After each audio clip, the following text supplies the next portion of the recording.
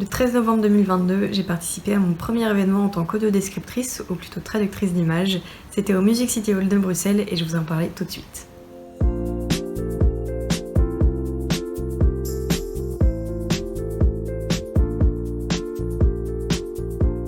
Bonjour tout le monde, bienvenue dans une nouvelle vidéo. Aujourd'hui, je viens vous parler d'une discipline de la traduction audiovisuelle qui est encore assez méconnue, ou si jamais on en a entendu parler, on ne sait pas forcément trop ce que c'est. Il s'agit de l'audiodescription. Je suis sûre que vous avez déjà tous entendu ce spot à la télé avant un film ou une série.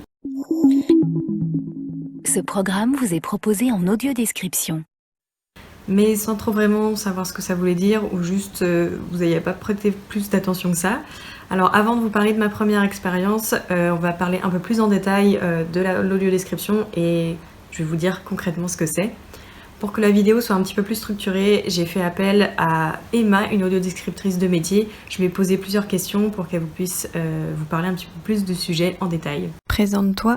Je suis Emma, je travaille à la Fondation ICI sur plusieurs pôles. Je suis psychologue de formation, et donc j'ai le pôle bien-être animal, bien-être humain.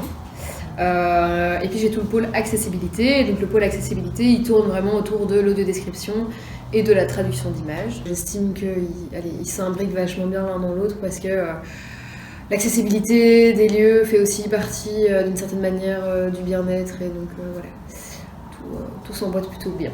Donc c'est chouette. Comment as-tu découvert ce milieu ?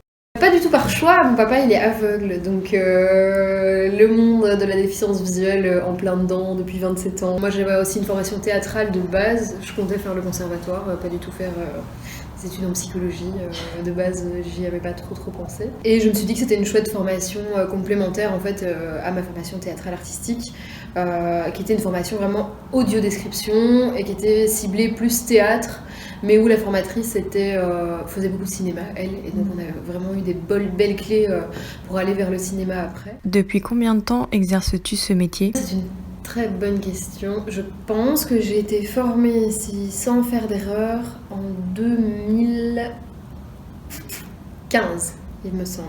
Aux alentours de 2015, de toute façon ça a été une formation sur 2 ans avec une partie très théorique et puis une partie très pratique avec pas mal de supervision. Donc on va dire qu'en 2015 que je fais cette vidéo. Ce qui me concerne, j'ai découvert cette discipline avant mon master, un peu par hasard grâce au film Pupille de Jeanne Henry.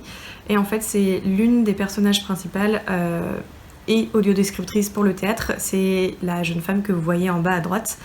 C'était vraiment un film super qui parle absolument pas de description, ça parle d'adoption. Il est vraiment cool, juste prévoyez les mouchoirs parce qu'il fait pleurer. Mais voilà, ça a été un petit peu par hasard que j'ai découvert ce monde-là. J'ai réellement découvert ce que c'était en cours pendant ma 2e année de master. Malheureusement, j'ai pas eu une formation extrêmement poussée parce qu'on avait énormément de choses à voir, autant la traduction de chansons, le sous-titrage bilingue, le sous-titrage sourd ou malentendant, le voice-over, enfin énormément de disciplines à voir en très peu de temps. Donc il a fallu faire des choix et pas s'étaler sur tous les sujets. Mais j'ai quand même pu faire 2 exercices, c'était à chaque fois des extraits de films. Donc pour vous expliquer un petit peu les conditions qu'on avait, ma professeure nous donnait la version audio décrite anglaise avec le découpage minuté qui correspondait aux images du film, de l'écran. Et en fait le travail était un petit peu préfet entre guillemets pour que ça nous prenne pas énormément de temps et qu'on puisse le rendre en 1 semaine finalement. Alors certaines parties là vont contenir des spoilers, du coup je vais vous le dire à chaque fois. Le premier extrait que j'ai travaillé c'est le tout début d'Harry Potter 6, donc c'est un petit spoiler mais bon en même temps c'est le début d'Harry Potter, vraiment les premières minutes. Et puis Harry Potter c'est connu de ouf, mais voilà je vous le dis quand même, on s'égare un petit peu du sujet. Voilà, le premier extrait, du coup, il est vraiment très important au niveau de l'ambiance. Il n'y a pas de dialogue, ou très peu, mais l'ambiance est vraiment essentielle. Au début, on voit les nuages, le temps il est pluvieux, maussade, voire même glauque. Du coup, ça nous renvoie une image d'une ambiance très pesante. Et juste après, on a un focus sur le visage de Rogue, qui a une expression très fermée. Il regarde les élèves qui sont rangés un peu comme des petits soldats, qui traversent la cour, etc. Et en fait dans tout ça, l'ambiance est très importante, mais vraiment tout est sans dialogue. Mais c'est pas pour autant qu'on va en profiter pour submerger la personne avec plein de détails, parce que tout simplement elle va être perdue, elle va pas pouvoir se concentrer sur l'ambiance qu'a voulu donner le réalisateur, l'ambiance auditive. et c'est vraiment pas une bonne chose à faire. Emma va vous l'expliquer aussi un petit peu plus tard. Et comme a pu le dire à ma professeure, le silence a toute son importance. Elle faisait des rimes. Voilà pour le premier extrait. Le deuxième extrait, c'est toujours un film. Il s'agit de Inglourious Basterds de Quentin Tarantino. Là, par contre, gros spoiler, c'est une scène de fin. Donc, si jamais vous l'avez pas vu, je vous mets à l'écran le minutage pour skipper cette petite partie. Donc, c'est la scène où le colonel SS, qui est joué par Christoph Waltz, s'entretient avec Bridget, la star allemande, qui elle est jouée par Diane Kruger. On commence avec une ambiance faussement amicale entre les deux, puis la tension monte petit à petit jusqu'au moment où le colonel sort la chaussure de Bridget, ce qui est la preuve de sa collaboration avec les Anglais. Et là, l'ambiance change du tout au tout, elle devient très très menaçante jusqu'au moment où le colonel tue Bridget. Voilà, vous avez la scène globale en tête. Et par contre, là, il y a des dialogues, donc il faut faire vraiment très attention à ne pas empiéter dessus. Dans la première partie de la scène, on va plutôt être sur de la description, ce que portent les acteurs, les gestes qu'ils font. Par exemple, à un moment donné, le colonel pointe sa cuisse du doigt mais sans le dire, donc on va impérativement l'audio décrire. Par contre, dans la seconde partie, on est sur une scène de lutte, donc il y a des bruits d'objets, des corps qui se cognent, des bruits d'agonie, etc. Donc on va devoir les décrire aux déficients visuels. Quelle est la différence entre une audiodescription et une traduction d'image ? Alors, audiodescription, c'est vraiment le fait de donner tous les éléments clés d'une œuvre visuelle, audiovisuelle, tous les éléments clés qui permettent de faire comprendre l'œuvre à la personne déficiente visuelle, tout en n'oubliant pas de rendre les éléments qui sont de la volonté de l'auteur, donc plus poétique, de leur esthétique aussi, mais sans pour autant interpréter. Et donc en gros, l'audiodescription, c'est plus un travail d'écriture, où après on le retranscrit soit en direct avec le théâtre, soit en studio avec le cinéma, où on va préparer exactement le moment où on peut décrire les éléments visuels sans interrompre des paroles, sans interrompre parfois même un silence, parce que les silences ont toute leur importance et leur signification dans une œuvre, donc quand on peut ne pas parler dessus, on ne parle pas dessus. Pareil pour la musique. Voilà, c'est vraiment décrire une œuvre, donner les éléments clés et rendre vraiment la puissance émotionnelle de l'œuvre aussi. Avec une préparation au préalable qui est très franchement longue et laborieuse, parce qu'il y a tout un choix de vocabulaire qui est hyper important et que voilà, il y a vraiment beaucoup d'éléments à prendre en compte. Et donc il y a vraiment ce travail d'écriture qui est très particulier et très propre à l'audiodescription. Tandis que la traduction d'image est vraiment directement inspirée de l'audiodescription, mais on est sur quelque chose de vraiment plus spontané et qui peut avoir lieu aussi dans des cadres vraiment plus divers. Donc ça peut aller dans une exposition, ça peut être dans un festival de musique, ça peut être dans une conférence, ça peut être aussi sur des petits spectacles vivants, voilà. Mais la différence avec l'audiodescription, c'est qu'il n'y a pas une préparation, ou en tout cas pas une préparation énorme, pas de préparation de rédaction et d'écriture. Il y a une préparation qui est, ok, je vais m'informer quand même un minimum sur le lieu que je vais aller visiter avec la personne déficiente visuelle. Mais par contre, ce sera plutôt sur le moment. En général, on découvre aussi l'œuvre ou l'événement en même temps que là où les personnes déficientes visuelles. Et dans le cadre d'une exposition, par exemple, c'est aussi un travail qui est chouette et intéressant de presque construire la visite avec la personne déficiente visuelle en fonction de son intérêt personnel. La vraiment grosse différence, c'est le fait de préparation et moindre préparation. En traduction d'image, on s'attache à utiliser vraiment des termes qui sont adéquats, à ne pas aller dans l'interprétation et surtout à ne pas trop surcharger aussi la personne pour qu'elle puisse s'imprégner de l'événement. C'est vraiment créer, la traduction d'image, c'est vraiment créer la situation propice à s'imprégner d'un événement, d'une œuvre, enfin voilà, c'est vraiment l'objectif et il peut se faire en collaboration avec la personne déficiente visuelle et donc plus spontané que de l'audiodescription. Est-ce que tu peux nous parler de la fondation IC ? La fondation IC, c'est une fondation qui a été créée depuis bientôt 15 ans. Ça commence à dater. Ouais. Le grand leitmotiv, c'était on veut que les déficients visuels soient en possibilité d'être autonomes et de vivre comme n'importe qui et de s'insérer dans la société comme n'importe qui de la manière la plus fluide possible, tout en n'oubliant pas que le handicap visuel est un handicap et donc il est handicapant par définition. Mais c'est vraiment voilà, s'insérer dans la société de la meilleure manière possible. Et donc pour ça, il y a vraiment un gros volet qui est le volet chien guide. où on a une école de chiens guides, on travaille avec 2 éducateurs canins qui forment environ 4-5 chiens par an. On a une spécificité, c'est qu'on fait des chiens guides d'aveugles, mais aussi on fait des chiens à double casquette, donc des chiens pour les déficients visuels qui sont aussi en chaise roulante. Parce qu'il y en a quand même pas mal en fait, mine de rien. Donc, voilà. On a la chance de travailler avec un éducateur canin, Nicolas, qui fait ça merveilleusement bien. Et puis après, on s'est rendu compte que oui, le chien amène vers l'autonomie. On a décidé de faire d'autres activités et d'autres ateliers spécifiques au développement des déficients visuels. Donc on fait des ateliers look et image, on fait des ateliers d'accompagnement professionnel. Et puis on a vraiment ce pôle de traduction d'images et audiodescription qui participe aussi, selon nous, à l'inclusion des personnes déficientes visuelles dans la société. Et notre rêve, ce serait vraiment qu'un jour, il puisse y avoir assez de traducteurs d'images pour qu'il y ait comme une petite banque de données et que les déficients visuels puissent appeler et dire « Ah bah tiens, j'aimerais bien voir cette expo, est-ce qu'il y a une personne qualifiée et formée qui pourrait m'accompagner ?» Et donc c'est pour ça que dans le cadre de ce volet audio-description, traduction d'images, maintenant on donne des formations pour former des traducteurs d'images à être adéquats dans leur accompagnement des personnes déficientes visuelles. Si je ne me trompe pas et si je suis un minimum exhaustive, en gros la fondation c'est vraiment ça, c'est accompagner la personne déficiente visuelle vers plus d'autonomie.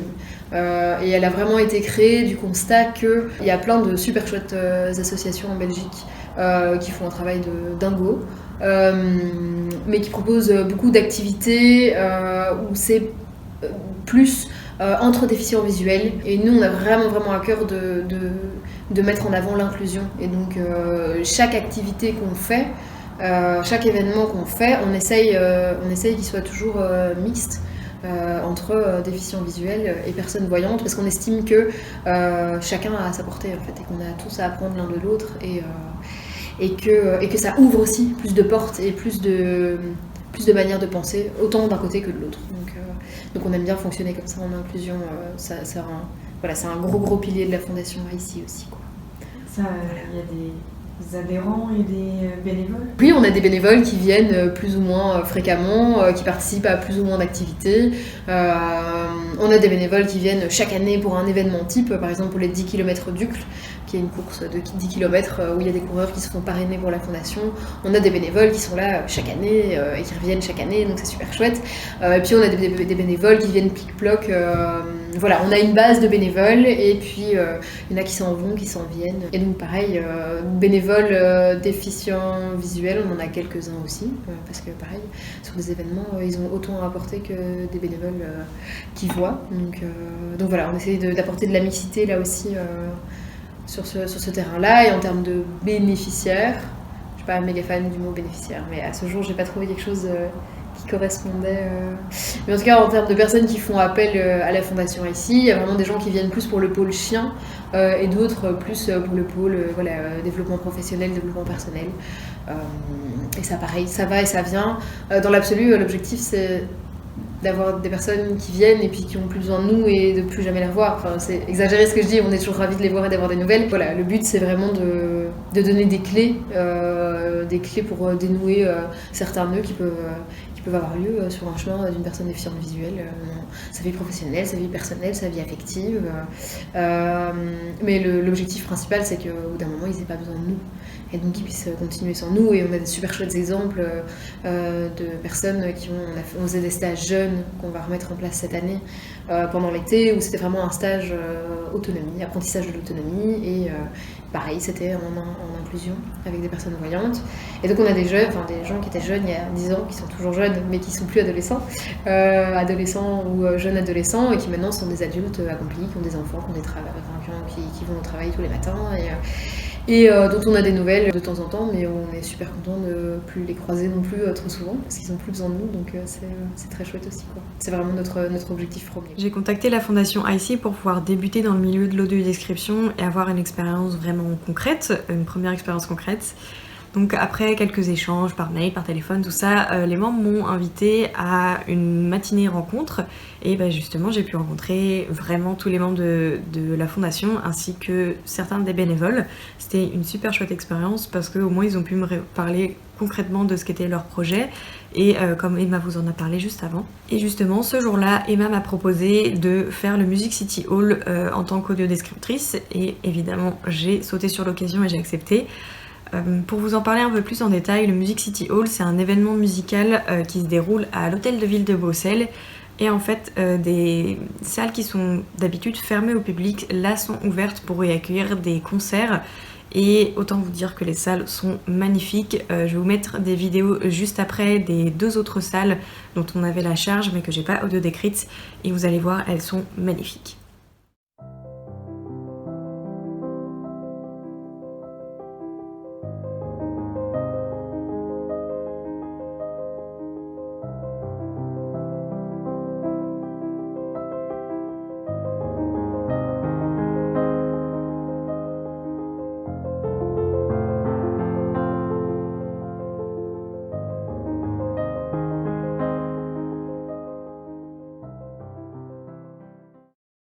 Emma m'avait envoyé la vidéo du lieu, de la salle que je devais audio décrire. Il s'agissait du bureau du bourgmestre, c'est le maire en Belgique.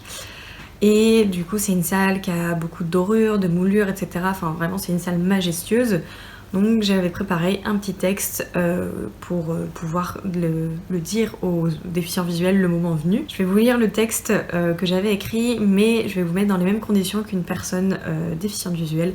Donc je vais vous mettre un écran noir avec le texte écrit dessus si jamais vous voulez le lire.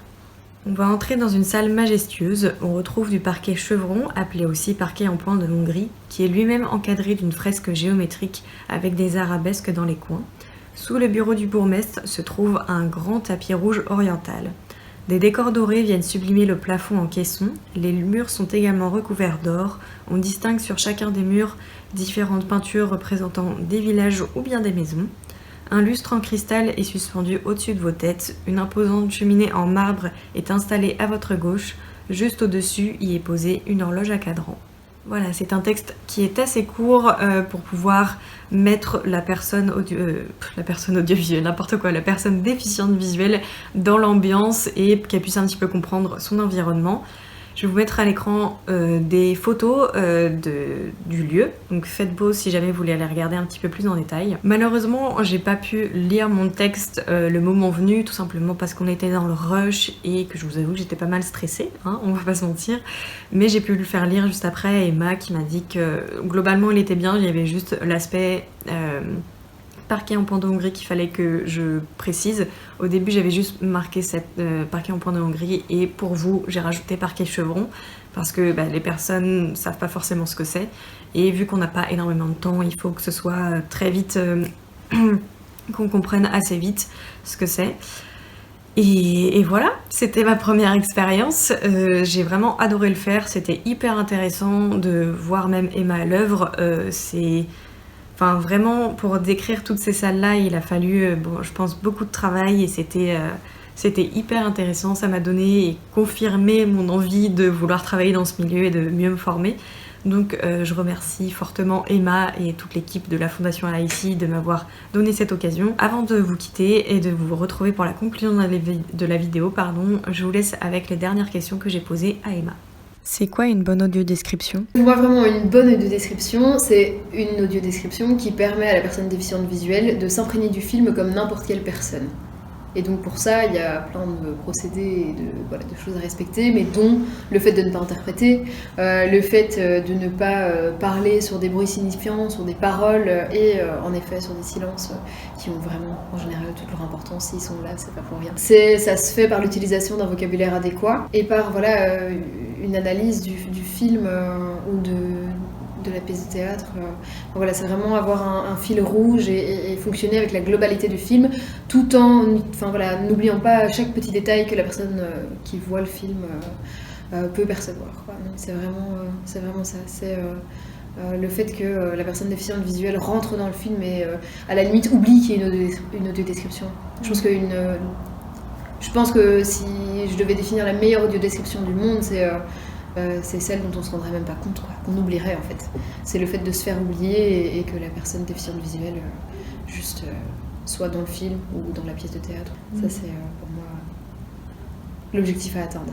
Est-ce que tu as déjà enregistré une audio-description ? Dans le cadre de ma formation, oui, je l'ai fait, mais là plus récemment pour des films.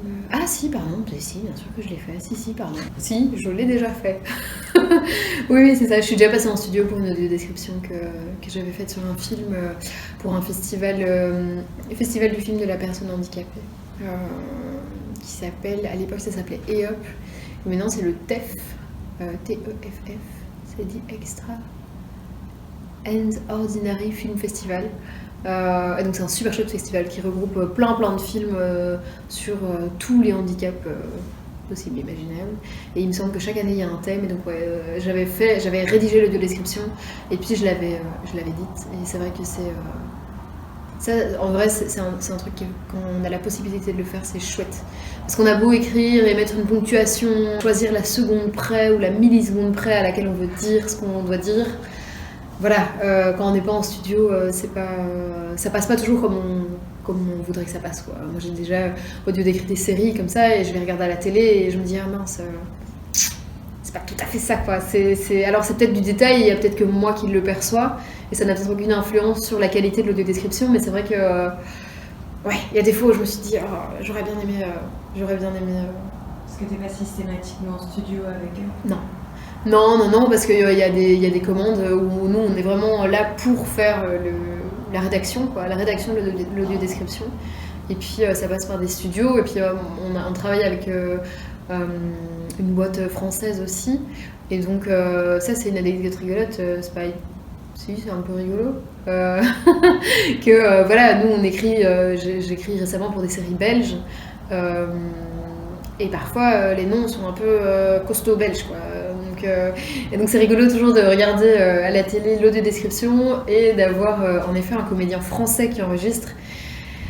Et où parfois, voilà, l'accent est compliqué, quoi. Donc on se dit, ah mince, si ça avait été moi, ou si j'avais été en studio ce jour-là, j'aurais pu dire, c'est pas Vernayan, c'est Vernayen, enfin voilà. Donc voilà, ça c'est les côtés un peu plus frustrants, mais... Parce qu'en studio, en général, t'as l'acteur et une personne déficiente visuelle aussi. Alors nous, pour la supervision, tu veux dire un petit peu ? Quand il y a l'enregistrement de l'audio-description. Alors non, en tout cas moi j'ai jamais travaillé comme ça. Par contre, quand je rédige une audio-description de film ou de série, ou de film animé, enfin peu importe, il y a la partie où je rédige moi, et ensuite je suis en supervision avec une personne déficiente visuelle. Pour qu'il valide ou pas le contenu et qu'il puisse dire non mais ça n'a rien à faire là, parce qu'on est humain et qu'on fait aussi des erreurs de temps en temps, et qu'il y a même... Voilà, moi je suis pas aveugle, donc j'ai beau avoir toute la théorie en tête et savoir comment m'y prendre, il y a dans certaines scènes, certains films, certaines séries, des subtilités où on peut se dire ok, est-ce qu'il vaut mieux appeler ce personnage-là comme ci ou comme ça, sachant qu'on l'a déjà appelé comme ça avant, mais que maintenant tout le monde l'appelle comme ça, et donc qu'est-ce qu'on fait ? Et c'est surtout dans le cadre de séries et de suivi de séries, c'est la cohérence et la pertinence de certaines appellations. Et puis c'est un travail qui est hyper intéressant parce que la supervision permet aussi de se remettre en question et de ne pas rester sur ses acquis. Ça c'est une partie très importante aussi en audio-description. Je pense qu'on n'a jamais fini d'apprendre et d'évoluer, et un film n'est pas un autre, et surtout un déficient visuel n'est pas un autre. Et donc c'est parfois intéressant de confronter même deux supervisions différentes, voilà, superviser avec un déficient visuel et puis se dire ah mais je le ferais bien avec un autre parce que j'ai encore des doutes sur certaines phrases que j'ai mises, sur certains inserts où c'est peut-être pas nécessaire, ou peut-être qu'il faudrait que je rajoute une information parce que pour cette personne-là c'était très clair, mais ça ne le sera peut-être pas pour une autre. Voilà, le fait de travailler en collaboration avec des déficients visuels, de toute façon, il n'y a pas mieux que les déficients visuels pour valider si c'est clair ou pas. Moi, j'ai beau projeter et me dire si, ça me paraît clair, si, je pense que c'est bien. Pour moi, la supervision est juste indispensable. Sans ça, on a beau faire un bon boulot, je pense que c'est jamais parfait. Allez, et parfois c'est un point, une virgule, hein, mais Mais c'est important, franchement, c'est hyper important. Parce que la supervision, toi tu lis ce que tu as écrit et le film tourne. C'est ça, ouais, c'est vraiment un test en direct, quoi. Donc pas enregistré studio, c'est vraiment avant d'enregistrer au studio. Et donc parfois on peut aussi, c'est vrai que voilà, on est toute une journée sur une série au lieu d'écrire et parfois on a l'impression que entre cette seconde-là et cette seconde-là ça passe. Et puis le jour où on le fait, ça passe plus. Et donc c'est ah mince, ok, en fait, je sais pas, je l'ai peut-être pas écouté avec le même casque, ou là le fait de pas avoir de casque, les sons ressortent pas de la même manière aussi. Ou peut-être que moi j'ai été hyper attentive à certains sons, mais auxquels n'importe qui ne ferait pas attention en regardant une série comme ça. Et donc voilà, on peut pas partir du principe que tout le monde entend le trousseau de clés dans une poche. Enfin voilà, donc parfois ça vaut la peine de détailler un petit peu plus. Même si moi j'aime bien être le plus épuré possible, parfois il y a des détails qui comptent et qu'on peut oublier. Voilà. Il n'y aura personne de plus compétent qu'une personne déficiente visuelle qui est formée évidemment et qui a l'habitude de regarder des films et des séries et qui est drillée à la supervision. Mais nous, on ne peut pas se mettre à leur place. Comment on se forme à ce métier ? Moi j'ai été formée par une audiodescriptrice qui est venue plusieurs week-ends sur une année.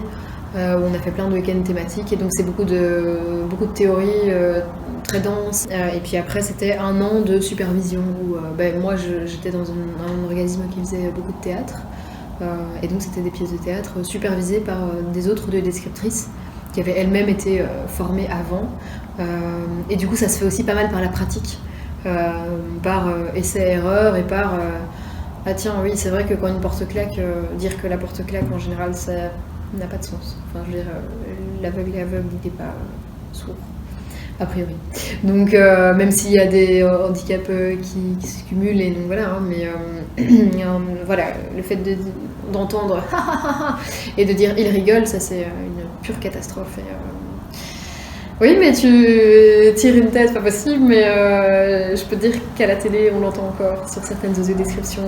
Voilà, on entend encore des non-sens comme ça.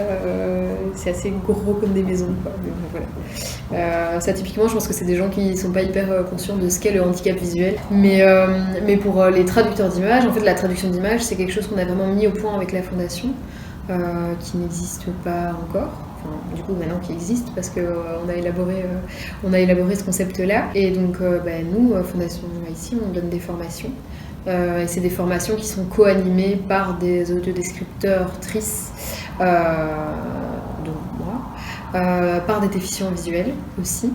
Et c'est une formation qui se veut très pratique et qui s'adresse vraiment... Alors soit à quiconque a envie de donner de son temps pour rendre des lieux accessibles et qui aime faire des expositions, qui aime aller à des événements, aller dans des concerts. Mais ça s'adresse aussi aux professionnels du milieu artistique, du milieu culturel, qui ont à cœur de rendre leurs lieux plus accessibles, quoi. Donc on propose vraiment cette formation dans ce cadre-là. Et donc ça, c'est plusieurs modules en fait. Il y a un premier module de 3 après-midi qui est de la sensibilisation et de l'initiation à la traduction d'images, où on passe aussi par une définition de l'audiodescription parce que l'audiodescription a vraiment voilà, c'est vraiment un cadre de base et de référence qui est très intéressant. Et puis après, on fait des blocs de formation qui sont plus ciblés sur les différents domaines que les personnes veulent toucher, quoi. Et donc ça va du guide muséal à la personne qui organise des événements voilà, pour une boîte, à un guide nature. Enfin voilà, c'est vraiment hyper divers et varié et ça peut vraiment aller dans plein de domaines différents. Et le but c'est qu'il y ait un maximum de gens qui soient formés pour être adéquats en fait, et justement pas dire il rigole. Et donc ça c'est voilà, traduction d'image, la formation pour le moment comme c'est nous qui avons amené ce concept-là, donc on forme pour le moment. On a déjà eu une première formation, il y en a qui vont avoir lieu là cet été, et puis au début de l'automne aussi, en approfondissement. Donc voilà. Et oui, audiodescription, moi j'ai été formée par un organisme ici en Belgique, par une audiodescriptrice française d'ailleurs, qui est formidable, qui est pointue de chez pointue et qui nous a vraiment hyper bien appris, à vraiment aller dans la subtilité, qui était très sur le respect de la volonté de l'auteur du film, et elle fait beaucoup de films, donc voilà. Mais donc en gros, d'expérience de ce que je sais, voilà comment on se forme, en tout cas en audio-description et en traduction d'image. Voilà. Pour le moment, c'est ce qui existe. Trouves-tu que l'audio-description est démocratisée ? Je pense que c'est pas assez, mais comme pour énormément d'éléments d'accessibilité sur tous les handicaps du monde entier, je pense qu'il y a des efforts qui sont faits.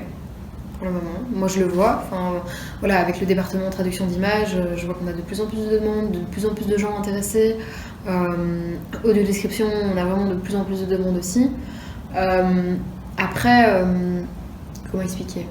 C'est souvent des demandes qui sont faites parce que maintenant on donne plein de subsides et donc voilà, il faut le faire. On le fait parce qu'il faut le faire. Je trouve ça chouette que les gens le fassent parce qu'ils comprennent le vrai intérêt de le faire et donc voilà, et ça passe par toute la partie sensibilisation aussi. C'est vrai que moi, je donne pas mal de sensibilisation et au handicap visuel et au chien guide, parce que j'ai le côté chien guide aussi dans la fondation. Mais même dans le cadre de ma formation en traduction d'image, une des premières étapes, c'est de mettre quelqu'un sous bandeau et de lui faire passer un film. Le message passe plutôt bien en général, c'est assez concret et assez rapide comme expérience. Et donc, ah oui, en fait, j'avais pas compris. Ah bah oui, non. Et là, ça a duré 3 minutes et un film, ça dure 1h30. Donc voilà. Après, je pense qu'il y a quand même pas mal de choses qui sont audio décrites. Il y a peut-être pas assez de pub qui est faite ou. Je sais pas. En tout cas, je pense qu'au niveau des films et des séries, il me semble que ça commence à devenir un peu plus systématique. Parce que je pense qu'il y a des règles aussi et des subsides. Au niveau culturel, c'est encore un peu compliqué, quoi. Justement au niveau subside. Parce que ça reste un métier, audio-description, traducteur d'images. C'est très chouette de le faire en bénévolat, mais c'est vrai qu'à partir du moment où tu consacres ton temps à ça, tu peux, légitimement, et que tu es formé et que tu fais ça bien, tu peux légitimement avoir besoin juste d'être rémunéré. Donc je pense qu'au niveau de la culture, il y a encore pas mal de chemin à faire, quoi. Mais c'est pareil, franchement, c'est pareil pour tous les handicaps. Moi, j'ai l'occasion de discuter avec des gens qui organisent des événements et qui me disent que juste trouver une rampe d'accès pour une chaise roulante, c'est compliqué parfois. Voilà. Qu'il y a des gens qui sont censés avoir le matériel à te fournir et qui, en fait, ne l'ont pas ou ont quelque chose de complètement foireux à te proposer, de presque dangereux pour les personnes en chaise roulante. Enfin, voilà, moi, j'entends des trucs parfois où je me dis, ok, on n'est pas rendu, quoi. Et c'est pour ça que on a aussi on fait beaucoup de sensibilisation avec la fondation et c'est un peu le côté passe le message à ton voisin, ça, c'est bête mais ça marche pas. Donc ça on fait beaucoup aussi, c'est hyper important. J'espère que cette vidéo vous aura plu. Je vous mets en barre d'infos toutes les informations de la fondation ainsi que le festival dont a parlé Emma et aussi une vidéo de la manie du cinéma sur l'audio-description. Elle l'a faite il n'y a pas très longtemps, elle est vraiment géniale. Il y a 3 personnes déficientes visuelles qui parlent du sujet d'ailleurs. Donc n'hésitez pas à aller la voir, je vous mettrai tout ça en barre d'infos. Merci beaucoup d'avoir regardé la vidéo, n'hésitez pas à la commenter, à la liker, à la partager, à vous abonner, je le demande absolument jamais, mais pour cette vidéo je le fais parce que je trouve que c'est un sujet hyper intéressant, qui est toujours très peu connu, et que j'ai mis beaucoup de temps à réaliser et à monter cette vidéo et qui elle me tient énormément à cœur. Donc voilà, si vous pouviez faire ce petit geste là, ça me ferait énormément plaisir. Voilà, encore merci d'avoir regardé, merci à Emma, merci à la fondation, bref, tout plein de merci, et nous on se retrouve très vite pour une prochaine vidéo. Salut!